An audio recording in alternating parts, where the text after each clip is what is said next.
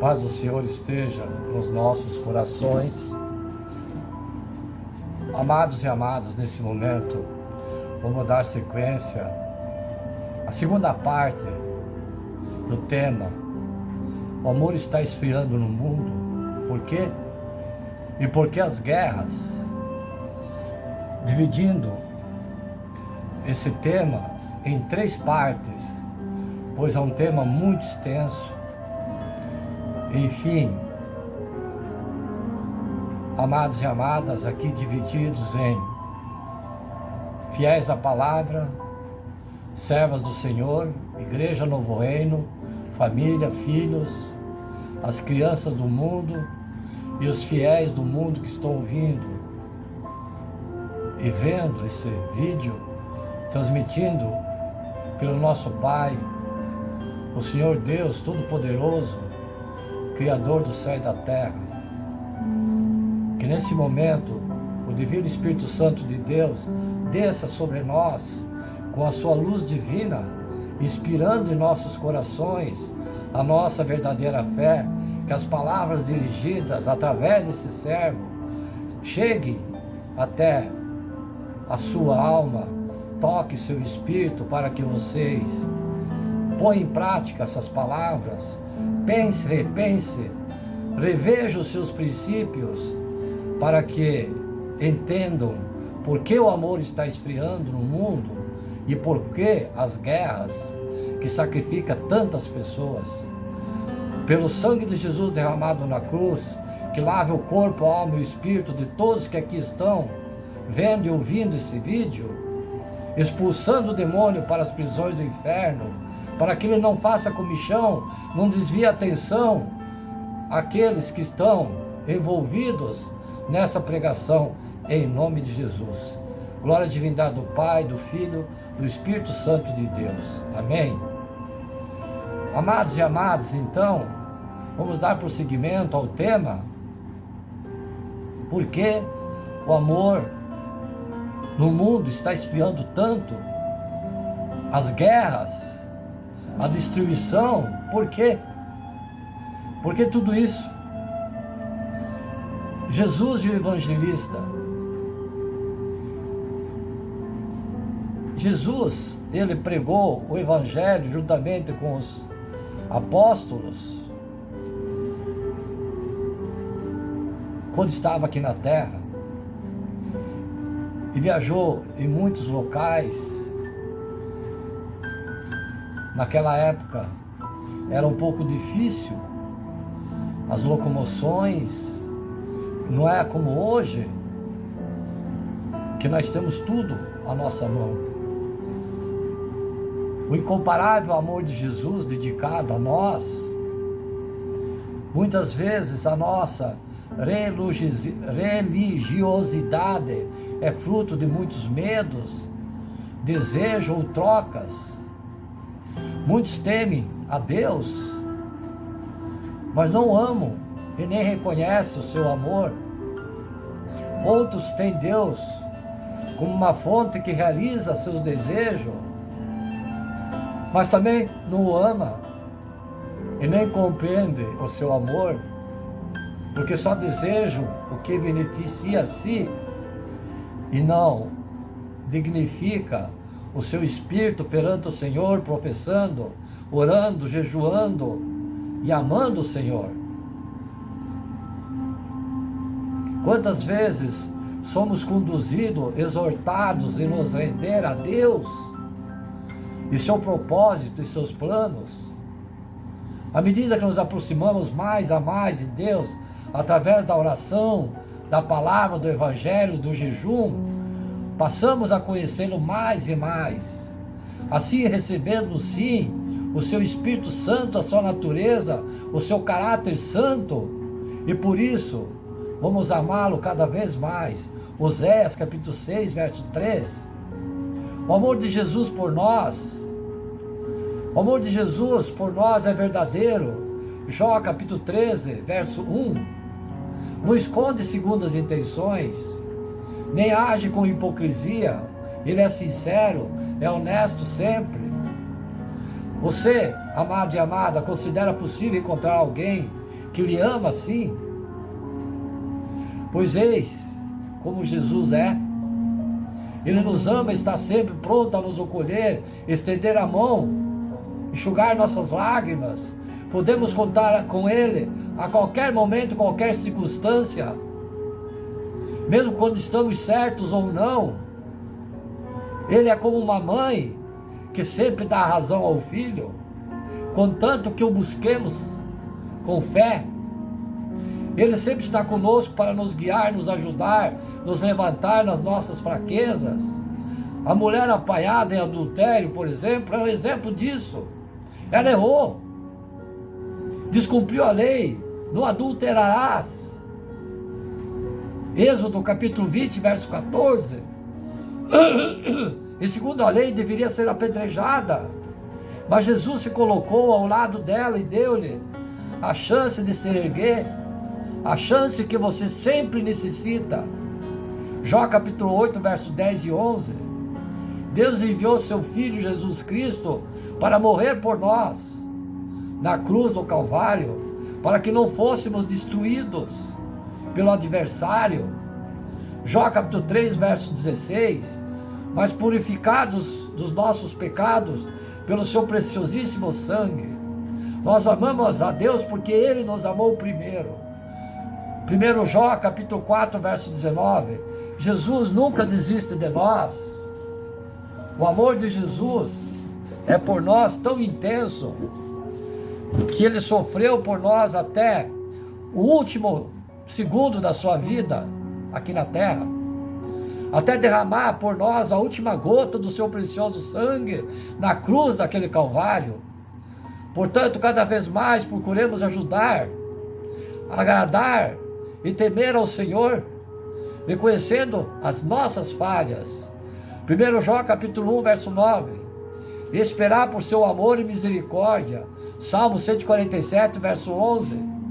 Por isso, quando vier à nossa mente pensamentos contrários para tentar nos desanimar, ou desistir, tentações, armadilhas do adversário, precisamos lembrar que Deus é fiel para nos sustentar e guardar.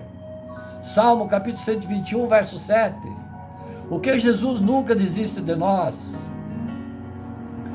pois é o seu amor intenso, sem fim, para com as nossas vidas, e o amor só constrói. Jesus não negociou seu compromisso de servir ao Pai. Ele não veio ao mundo para ser servido, mas para servir, dar sua vida em resgate de nós. Mateus capítulo 20, verso 28. Nenhuma necessidade, nenhuma condição espetacular e nenhuma glória o seduziu. Jesus nos amou de tal maneira que não retrocedeu da cruz, renunciando a si mesmo por nossa causa, por sua causa. Esse amor de Jesus por nós nos constrange e nos inspira a servi-lo, falando do seu amor às pessoas e conduzi-las ao seu reino e sua glória. Esse tão grande amor de Jesus só faz brotar no meu coração, no seu coração, o desejo de amá-lo mais e mais e mais, cada vez mais. Amada família, fiéis à palavra, amemos a Jesus, o seu incomparável amor que tem por nós. Temos que entender realmente, verdadeiramente, esse amor eterno que Jesus dedica a nós e que deu sua vida por você, por mim. Muitas vezes a nossa religiosidade é fruto de medos, desejo ou trocas que seja. Enfim, são situações que nós não podemos nos abster no pecado, das falhas que temos. Jesus só estendeu a mão a nós. Jesus só nos deu amor. Jesus está sempre presente, estendendo a mão às nossas necessidades. E você retribui como? Fiéis à palavra. Pense. Ano sombrio, porque as guerras não acabam mais? Guerras, mortes, fome.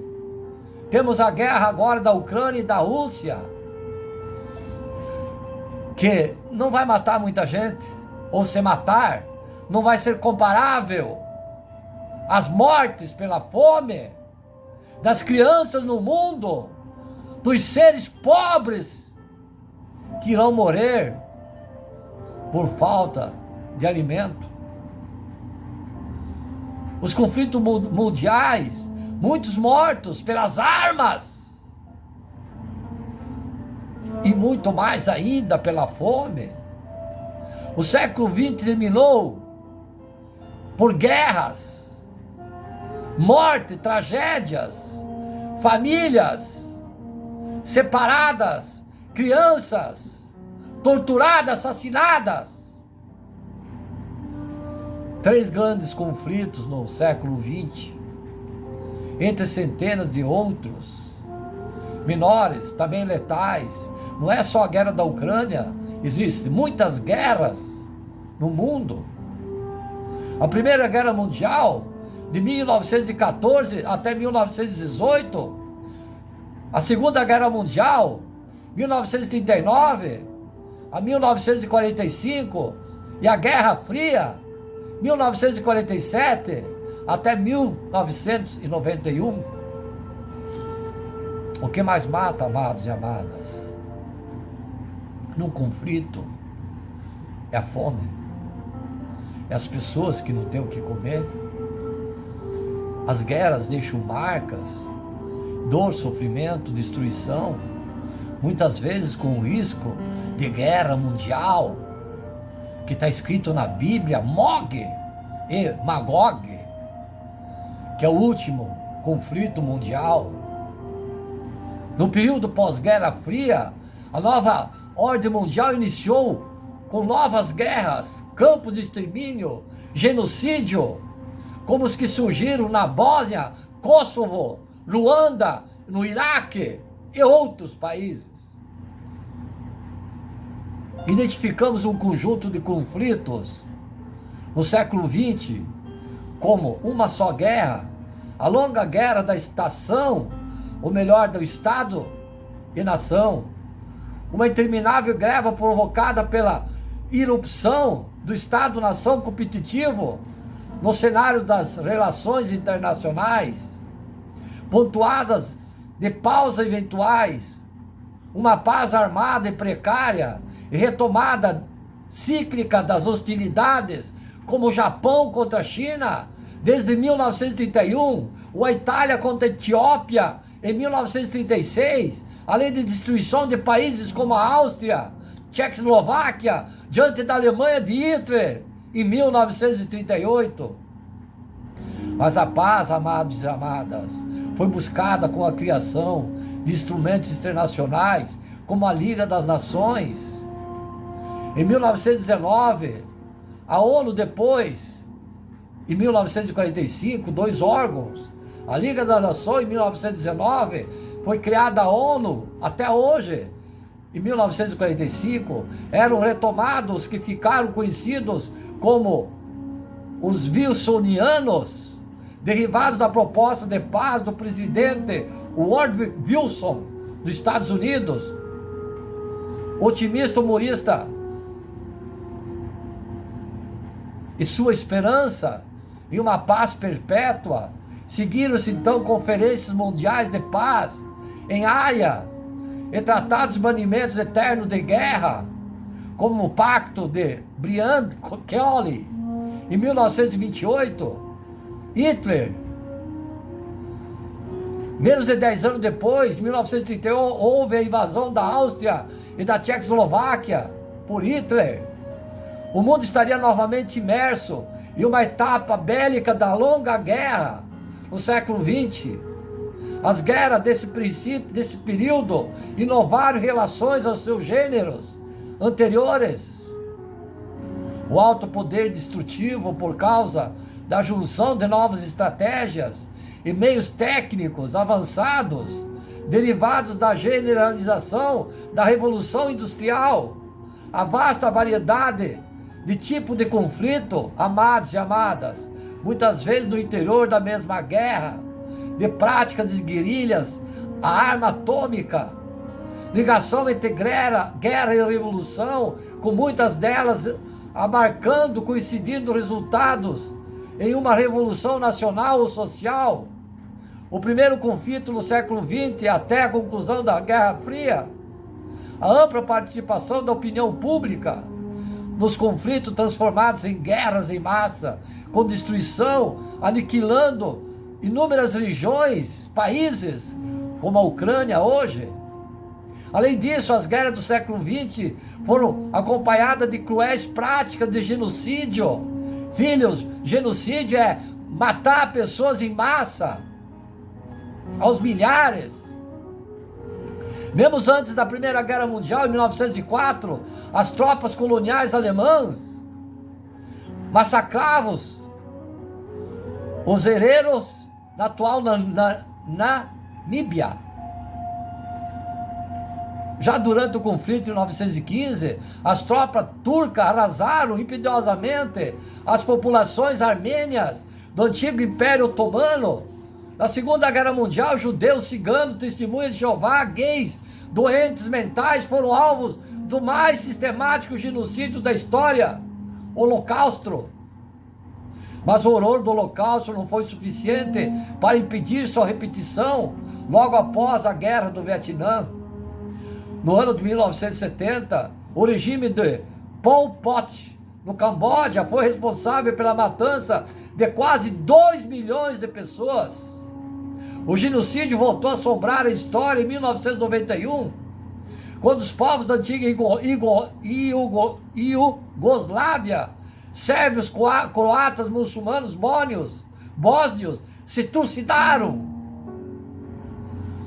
Por lapso do tempo entre 1991 e 2001, os ponteiros do relógio do fim dos tempos se afastaram da meia-noite atômica, deixando vislumbrar um mundo novo, uma nova ordem mundial baseada na supremacia branca, anglo-saxão e capitalista expressa no unilateralismo de Bush, presidente dos Estados Unidos, e dos chamados neoconservadores.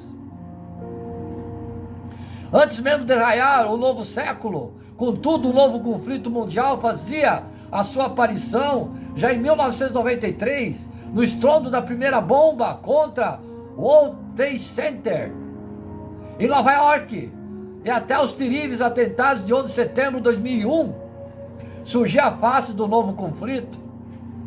Estavam dadas as condições de uma nova guerra mundial, a guerra internacional contra o terrorismo, largamente ancorada em um esquema muitas vezes beirando o racismo cultural.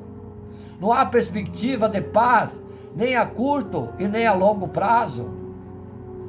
Amados e amadas, pensem nas guerras, nas crianças que são assassinadas. Jesus, segundo prediz a ruína de Jerusalém e a destruição do templo,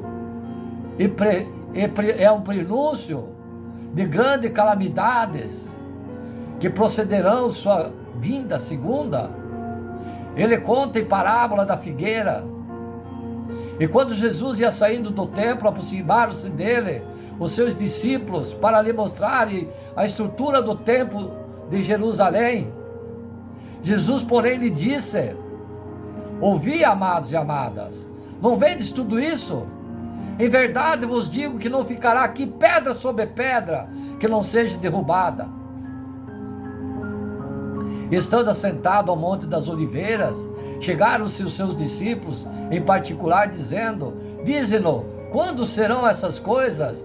Que o sinal haverá da tua vinda no fim do mundo? E Jesus respondeu, disse-lhe: acautelai-vos, que ninguém vos engane, porque muitos virão em meu nome, dizendo: eu sou o Cristo, e enganarão a muitos. E ouvireis de guerras, rumores de guerras, vede que não vos assusteis, porque é necessário que isso tudo aconteça, mas ainda não é o fim.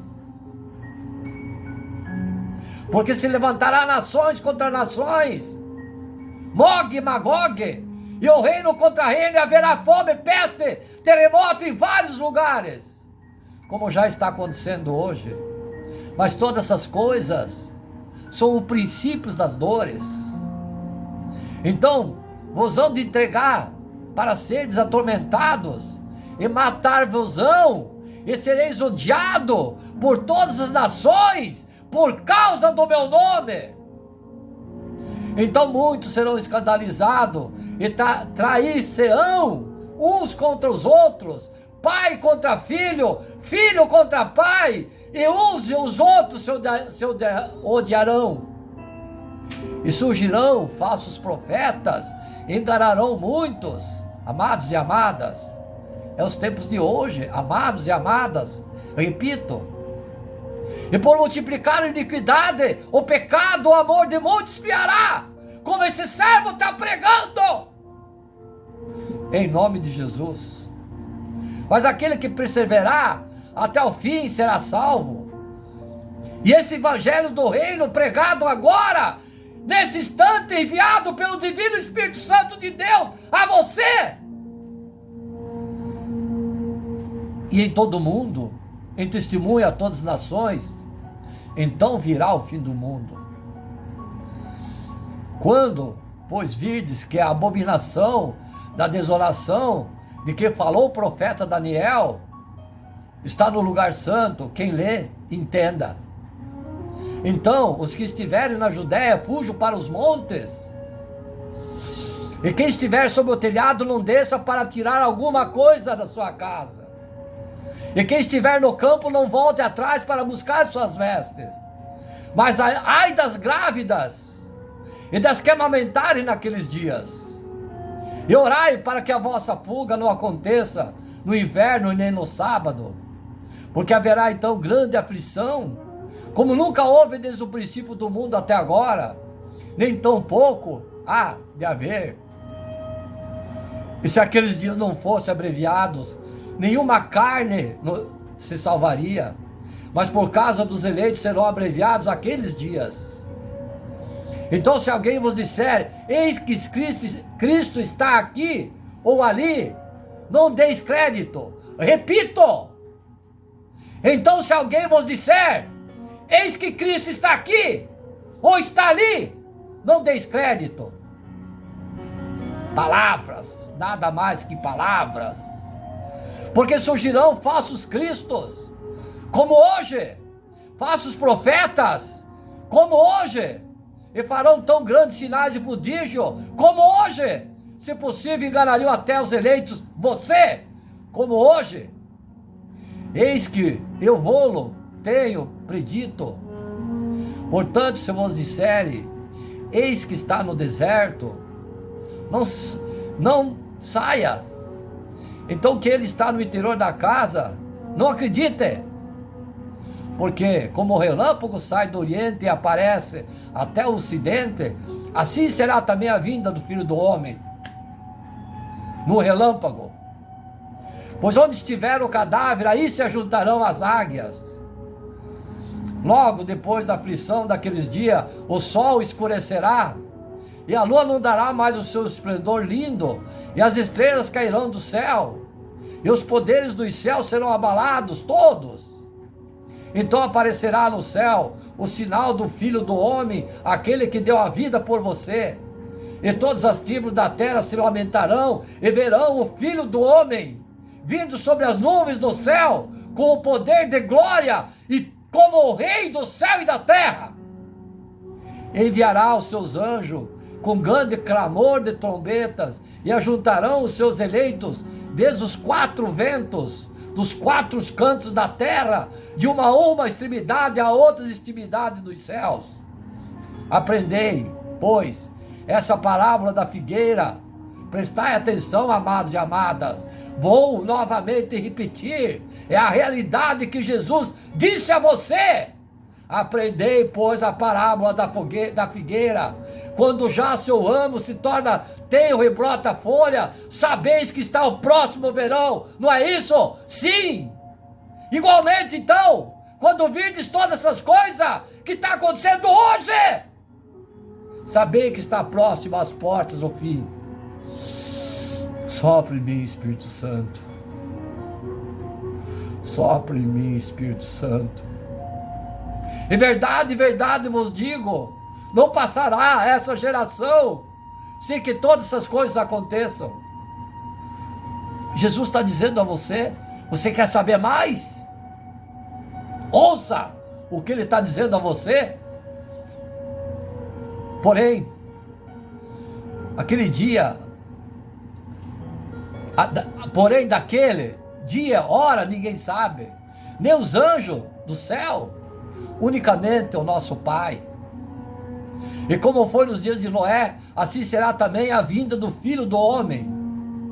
Porque assim como nos dias anteriores ao dilúvio, amados e amadas, comiam, bebiam, se casavam, faziam festa, davam-se em casamento, até o dia em que Noé entrou na arca, como hoje. E não o perceberam até que veio o dilúvio e os levou a todos. Assim será também a vida do Filho do Homem. Então 2 estarão no campo, será levado um e deixado outro. 2 estarão moendo no moinho, será levada uma e deixará outra. Vigiai, pois, porque não sabeis a hora que há de vir o vosso Senhor, Jesus Cristo. Mas considerai isso, se o pai da família soubesse a que vigília da noite haveria de vir o ladrão, vigiaria e não deixaria que fosse arrombada sua casa. Por isso estai vós preparados também, porque o Filho do Homem há de vir a hora em que não pensais. Quem é, pois, o servo fiel e prudente, que o Senhor constituiu sobre seus servos, para lhes dar sustento a seu tempo? Bem-aventurado aquele que serve ao Senhor, quando vier achar, fazendo assim. Em verdade eu vos digo que o porá sobre todos os seus bens. Porém, se aquele mau servo disser consigo, o meu Senhor tarda em vir, e começar a espancar os seus conservos, e a comer e a beber com ébrios, virá o Senhor daquele servo num dia em que não se espera, e a hora em que ele não sabe, e separará e porá sua parte com os hipócritas. Ali haverá pranto e ranger de dentes. Amados e amadas, é assim. Prestai atenção, filhos. Jesus fala sobre a destruição do mundo. Jesus está falando, filhinhos, amados e amadas, hoje é o que está acontecendo. Igual quando Noé construiu a arca, hoje, você falar em Deus, você é tratado como louco. Você pregar a palavra, eles te chamam de crente louco, fanático. Ninguém lembra. Não, quase ninguém lembra. Só usurpa o nome de Jesus, o nome de Deus Pai. Carnaval, fabricando carnaval gospel. Aonde? Nojo. Jesus fala sobre a destruição do templo também, em Marcos capítulo 13, versos 1 e 2. Jesus tinha saído do templo, estava indo embora sozinho, quando seus discípulos se aproximaram dele para lhe mostrar as construções do templo. Jesus, porém, disse, como eu falei lá atrás, vocês estão vendo isso? Eu lhes digo que não ficará pedra sobre pedra que não seja derrubada. Jesus fala sobre as perseguições, o sofrimento, de Marcos capítulo 13, verso 3 e 31. Quando Jesus se sentou no Monte das Oliveiras, seus discípulos se aproximaram e pediram, queriam saber quando vai ser o fim do mundo. E Jesus respondeu, tome cuidado para que ninguém os engane. E digo isso, pois muitas pessoas virão em meu nome e dirão: eu sou o Cristo. Hoje está assim. Enganarão muita gente. Não tenham medo quando virem barulhos, batalhas e ficarem sabendo das guerras que tem hoje. Essas coisas devem acontecer, mas ainda não é o fim, disse Jesus. Uma nação fará guerra contra outra, Rússia, Ucrânia, e um país atacará outro. Haverá fome, terremoto por toda parte, mas essas coisas serão apenas o começo, assim como as primeiras dores da mulher que está para dar à luz. Nessa época vocês serão presos, entregues para serem castigados. Vocês serão mortos e odiados por todos os povos por causa do meu nome. Nessa época muitas pessoas vão abandonar sua fé e vão trair e odiar as outras. Pai entregará filhos, como já falei. Muitos falsos profetas aparecerão e enganarão muitos, como já está acontecendo. E maldade se espalhará de tal maneira que o amor da maioria das pessoas esfriará, como estamos tratando nessa pregação. Aquele, porém, que permanecer firme será salvo.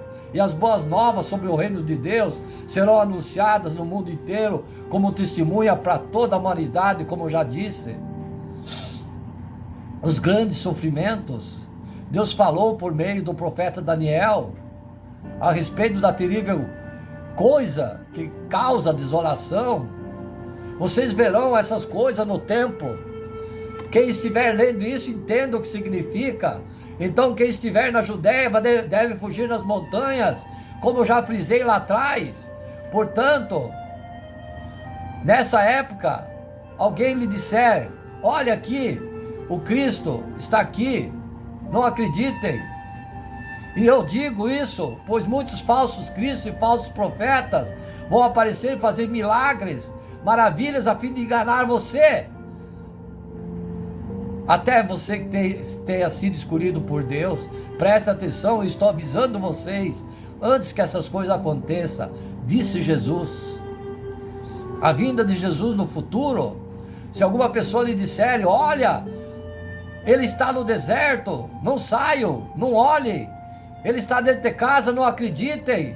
Eu lhes digo, pois, a vinda do Filho do Homem será como um brilho de um relâmpago no céu, de leste a oeste, nos quatro cantos da terra. Onde quer que esteja um cadáver, ali se ajuntarão os urubus. Logo depois desse período de sofrimento, o sol se apagará, a lua não brilhará, as estrelas cairão, o corpo celeste será abalado. Lembre-se que eu citei a vocês a parábola da figueira. Dia e a hora ninguém sabe, essas coisas acontecerão, nem os anjos, nem o próprio Filho do Homem, somente o Pai. Então, amados e amadas, a palavra do servo bom e do servo mau, quem é o servo fiel e prudente, e quem é o Senhor que deixou a responsabilidade de tomar conta dos outros servos e lhe dar a comida na hora certa? Feliz é o servo que estiver fazendo uma ligação interrompendo. Ele o colocará para tomar conta de todos os seus bens. Por outro lado, imagine um servo mau, ele diz consigo mesmo: meu senhor vai demorar para voltar. Então começará a bater em outros servos e comer e beber com bêbados. O senhor desse servo chegará um dia em que ele não espera e numa hora que nem imagina. Ele o castigará com severidade e o condenará a sofrer o mesmo destino dos hipócritas. E lá eles vão chorar e ranger os dentes. Amados e amadas, estamos sim numa era do prenúncio do fim do tempo, porque está escrito, o próprio Jesus nos está dirigindo a palavra. Marcos, no seu evangelho, anuncia que a salvação realizada por Jesus, os arautos eram testemunhas oculares que garantiu a verdade que era proclamado. No entanto, perante o crescente desaparecimento das testemunhas, era necessário garantir não só a fidelidade que tinham anunciado, como contextuar o que Jesus dissera e fizera no enquadramento da sua vida. Marcos foi o primeiro a fazê-lo, criando o gênero literário evangelho, chamado assim pela tradição posterior, porque conserva por escrito a proclamação oral da Boa Nova. Deus fez o próximo. Mateus e Lucas seguiram o seu exemplo, usaram-no como uma das suas principais fontes. A ligação entre Marcos e Pedro, cuja pregação do ministério se desenvolvia sobretudo os cristãos de origem judaica, e Paulo, pregador e fundador da comunidade também de origem pagã, os ímpios, faz com que surja alguém que faz o que pode entre os cristãos. O fato que Roma existe diversas igrejas domésticas constituídas por discípulos vindos do judaísmo e do paganismo. Por isso, o fato do título programático da obra de Marcos, no seu evangelho, da proclamação do próprio Deus sobre a identidade de Jesus. Amados e amadas, então, vou dizer a vocês 3 perguntas sobre o final dos tempos. Tendo Jesus saído do templo, ia se retirando quando se aproximaram dele seus discípulos para mostrar novamente a construção do templo. Sereis odiados por todas as nações, que eu já falei. Aquele, porém, que perseverar até o fim, será salvo, e será pregado esse evangelho do reino do mundo para todas as nações. Aí então será o fim. Quando, pois, virdes abominável desolação, no qual fala o profeta Daniel, a quem Jesus dirigiu em primeiro lugar as palavras de Mateus no capítulo 24 e 25, a resposta é basicamente aos judeus e não à igreja. Nessa ocasião a igreja ainda era um mistério. Somente no Pentecostes ela foi incluída no agir de Deus e posteriormente revelada através de Paulo. Portanto, o texto também não está falando do arrebatamento quando Jesus virá buscar sua igreja, mas trata da volta de Jesus em grande poder e glória para o seu povo de Israel após a grande tribulação. Mateus capítulo 24, verso 29 e 31. Jesus só falou do arrebatamento mais tarde, pouco antes do Getsemane, como está escrito em João capítulo 14. Até então os discípulos, como judeus, só sabiam que era da era gloriosa de Messias que viria para Israel. Por exemplo, Lucas 17, 22 e 37, os discípulos a quem Jesus se dirigiu em Mateus capítulo 24 e 25, evidentemente eram judeus. Eles simbolizavam o remanescente de judeus fiéis que crera no Messias no tempo da grande tribulação.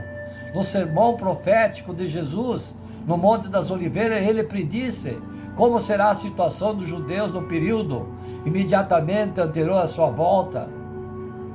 Falsos profetas, falsos cristos representam um perigo para Israel. A igreja enfrenta grandes perigos, pois deve preocupar-se muito com esses falsos mestres, falsos apóstolos, falsos profetas. O Filho de Deus, renascido pelo Espírito Santo, certamente não vai sucumbir às seduções dos falsos cristos e cair nesses enganos. A abominável desolação, Mateus capítulo 24, verso 15, diz a respeito claramente da terra judaica. Ao tempo judaico é o sacrifício judeus. Já o profeta Daniel falou a respeito E Daniel não falava da igreja, mas do seu povo e da sua santa cidade. Daniel capítulo 9, verso 24. A frase então, que estiveram na Judéia, fujam para os montes. Mateus capítulo 24, verso, é bem clara. Trata-se nitidamente da terra de Israel, pois no Novo Testamento, a igreja de Jesus nunca é conclamada a fugir para os montes. Tempo de Israel. A frase então, os que estiverem em Judéia, fujam para o monte, é bem clara. Igualmente o texto que fala do sábado, diz a respeito dos judeus, aos seus costumes e suas leis, naquela época. Também a parábola da figueira, uma representação simbólica da nação judaica. Do mesmo modo, a expressão essa geração aplica-se em Israel, naquela época. A que época o Senhor se refere em Mateus capítulo 24? A resposta à pergunta anterior nos conduz automaticamente ao tempo em que esses fatos acontecerão. Trata-se da época em que Deus começará a agir novamente com o seu povo de maneira coletiva, levando o povo da aliança ao seu destino final, que é a vinda dos Messias e o estabelecimento do seu reino. O centro de todas as profecias de Mateus 24 e 25 é ocupado pelos 7 anos que são os últimos 70 semanas de Daniel. Daniel capítulo 9, verso 24 e 27. Devemos estar cientes que esse período é a construção do século, o encerramento de uma era, e não apenas de transcorrer de um tempo. O sinal dos fins dos tempos é a última semana, 70 semana, ou centésima semana de Daniel.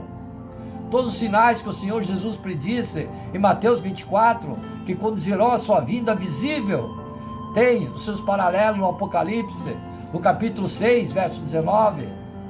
Mas nessa ocasião a igreja de Jesus já terá sido arrebatada, guardada na hora da aprovação. Apocalipse capítulo 3, verso 10. Os últimos 7 anos, divididos em 3 etapas, vou seguir no segundo vídeo. Amém?